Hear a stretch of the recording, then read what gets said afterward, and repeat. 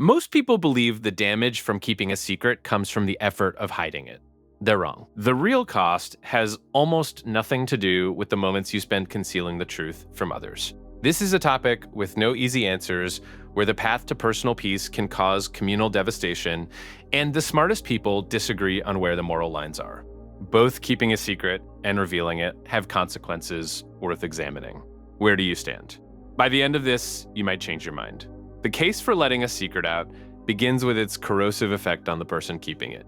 Think of a secret as a background process running on your mind's computer. It's always there, consuming cycles, slowing everything else down.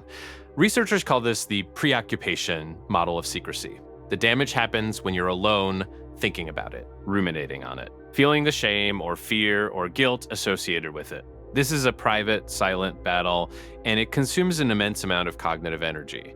Your attention is a finite resource. A significant secret demands a slice of that attention constantly. This makes you less present in conversations, less focused at work, and less able to enjoy moments of peace.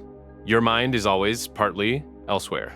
This mental drain has physical consequences. Studies link the burden of keeping significant secrets to a weakened immune response, elevated stress hormones, and even faster disease progression. Your body processes the chronic mental stress of a secret as a persistent, low-grade threat. It registers the emotional weight as a physical one. People who are preoccupied with a secret often report feeling physically weighed down, as if carrying a heavy object. They are more likely to perceive hills as steeper and distances as longer. Your mind is telling your body that the world is literally harder to navigate. The secret isolates you. It creates a wall between you and the people you care about.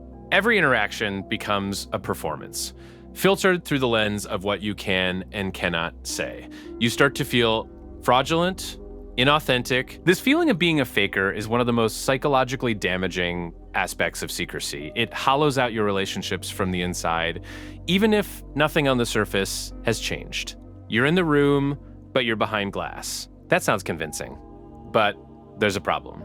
Revealing a secret is an act of immense gravity and often of immense selfishness. The argument for keeping a secret is grounded in a simple, brutal reality. Some truths are weapons. A secret can be a shield that protects someone you love from devastating pain. Imagine a family secret about a parent's past indiscretion. Revealing it might offer you a moment of cathartic relief, a feeling of living your truth. But what about the other parent? What about the children? Your relief is purchased at the cost of their stability, their happiness, their entire model of their family. In this context, is keeping the secret a lie, or is it an act of profound sacrificial love? You are choosing to carry the burden so they don't have to. The secret you carry could be the pillar holding up someone else's world. This logic extends far beyond family.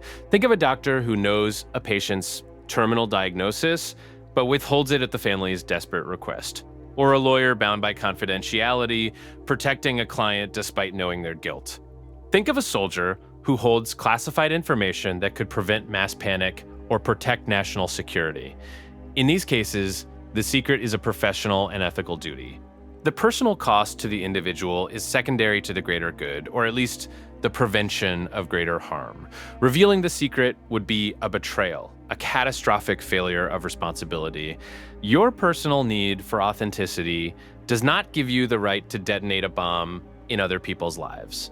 Is your psychic comfort more important than a family's cohesion or a nation's security? And yet, the other side has its own blind spot. This model assumes you can successfully quarantine the secret's damage to yourself. But can you? The truth, as usual, is more complicated than either side admits. The damage of a secret leaks. It seeps into your personality, your moods, your decisions. The person who carries a heavy secret for years becomes a different person. They become more cynical, more withdrawn, more anxious. You might think you're protecting your family by carrying the burden alone, but they are still living with the person the secret has turned you into. They feel the distance. They notice the unexplained sadness. They are affected by the fallout, even if they never know the cause. Your sacrifice might be poisoning the very atmosphere you're trying to preserve. You aren't just carrying a burden, you are becoming the burden. This leads to the core of the modern understanding of secrecy, based on research from psychologists like Michael Slepian at Columbia University. His work confirms the central point. The harm from a secret comes from thinking about it, not from hiding it. In one study, participants found that the number of times they had to actively conceal a secret was rare. But the number of times their mind spontaneously returned to the secret when they were alone was 38 times more frequent.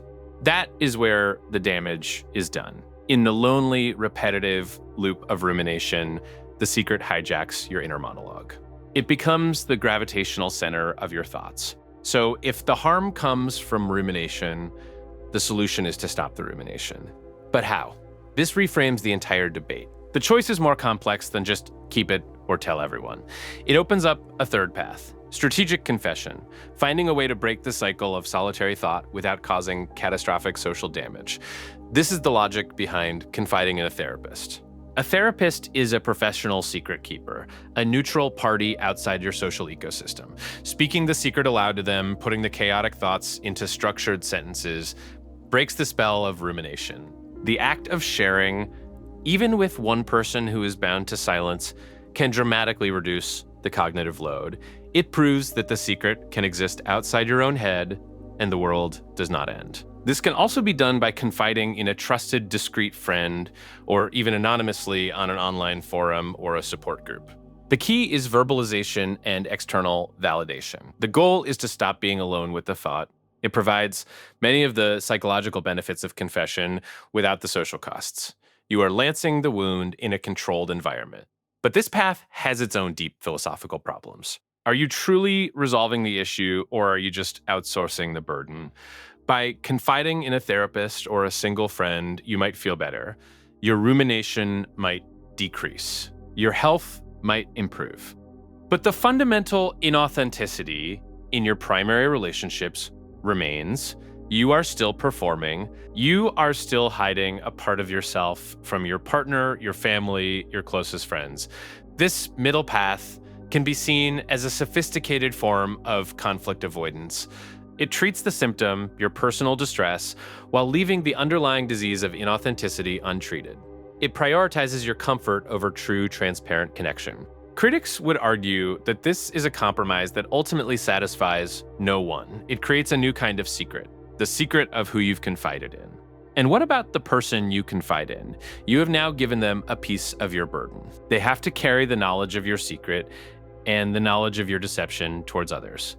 Have you truly lessened the world's burden, or have you just passed it to someone else? Perhaps the true path to integrity requires facing the consequences, whatever they may be.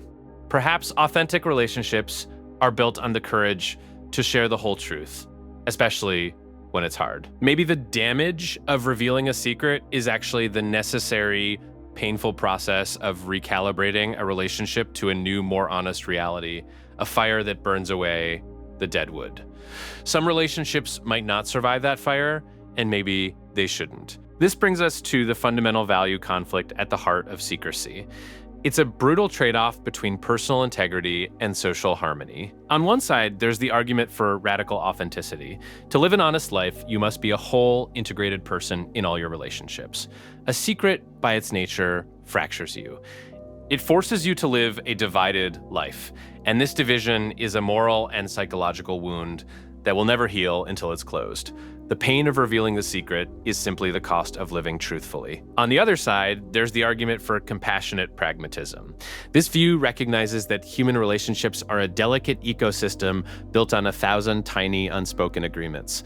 Sometimes that includes the agreement to leave certain truths unexamined. This side argues that radical honesty is a blunt instrument in a world that requires surgical precision. It's a philosophy for individuals that fails when applied to the complex, interconnected web of a family, a community, or a society. Sometimes the most ethical choice is to bear the cost of the secret yourself, to preserve a fragile peace that benefits everyone. It's the choice to be a quiet guardian instead of a righteous destroyer. The research shows us the mechanism of the harm, and it offers us tools to mitigate it. But It cannot make the final choice for us.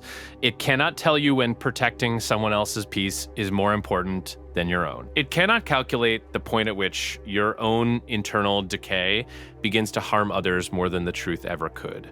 That calculation is left to you, alone with your thoughts, the very place where the secret does its work. So, where do you draw the line? Is a secret a toxic burden that must be excised for the sake of your own soul, no matter the collateral damage? Or is it sometimes a necessary shield, a weight that a moral person must choose to carry to protect the people they are responsible for? What defines a truth that is too dangerous to tell?